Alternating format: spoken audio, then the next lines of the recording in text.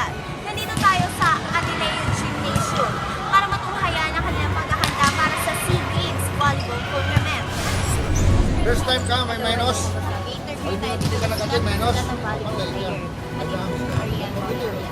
Hello, ma'am. Kamusta ang preparation?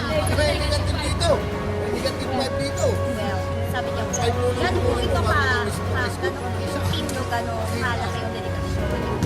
Hirap po. Meron ka bang injured? Meron ka bang injured? O dahil sa paghahanda? Sa nalaban ng mga taga-atenista para sa SEA Games, andito si Maverick Gonzalez para sa report. Hindi maawat ang kanilang pag-ensayo para sa darating na SEA Games. Para sa PTV Sports, Maverick Gonzalez, Sports Radio 918. Yan,